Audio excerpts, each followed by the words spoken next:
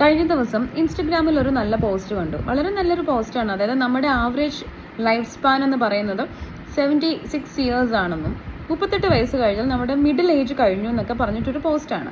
അതായത് നമുക്ക് ഇഷ്ടമില്ലാത്ത കാര്യങ്ങൾ ഇനി ചെയ്യണ്ട, നമ്മുടെ ജീവിതം എത്ര ക്ഷണികമാണെന്ന് കാണിക്കുന്ന ഒരു പോസ്റ്റാണ്. പക്ഷെ ഇതൊക്കെ കാണുമ്പോൾ ചില ആളുകൾക്ക് ഭയങ്കര ആങ്സൈറ്റി വരും.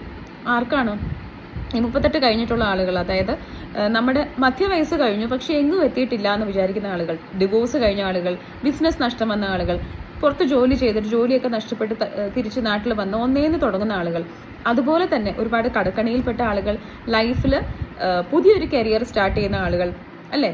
അങ്ങനെയൊക്കെ ഉള്ളവർക്ക് വിചാരിക്കുമ്പോൾ ദൈവമേ 38 വയസ്സ് കഴിഞ്ഞു, ഇനി എന്നെ കൊണ്ടൊന്നും ആവത്തില്ല. പെട്ടെന്നൊരു ആദി വരും.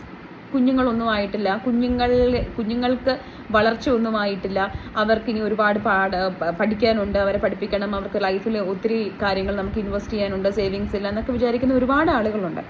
സോ മനസ്സിലാക്കേണ്ട ഒരു കാര്യം, ഇതെല്ലാം നമുക്ക് മോട്ടിവേഷന് വേണ്ടിയിട്ടാണ് പറയുന്നതെങ്കിൽ നമ്മൾ ഇതൊന്നും കണ്ട് ആങ്ഷ്യസ് ആവേണ്ട കാര്യമില്ല, ആങ്സൈറ്റി വരുത്തേണ്ട കാര്യമില്ല. ലൈഫിൽ ഓരോ ദിവസവും, ഓരോ നിമിഷവും, ഓരോ ശ്വാസവും ഒരു ബ്ലെസ്സിങ് ആണ്. നാളെ എന്താണെന്നുള്ള കാര്യത്തെപ്പറ്റി നമുക്ക് അറിയത്തില്ല.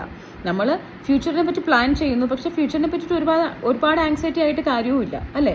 സോ 38 വയസ്സ് വരെ ഭയങ്കര സക്സസ്ഫുൾ ആയിട്ട് 39ാമത്തെ വയസ്സിൽ മരിച്ചു പോകുന്ന എത്രയോ ആളുകളുണ്ട്. അതിനെ പറ്റിയിട്ടൊക്കെ നമ്മൾ ചിന്തിക്കുക.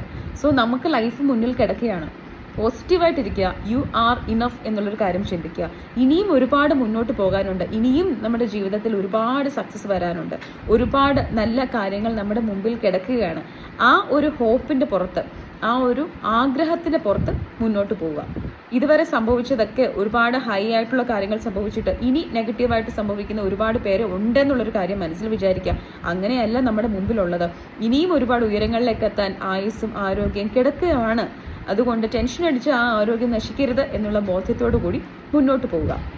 Happy life and thank you for watching.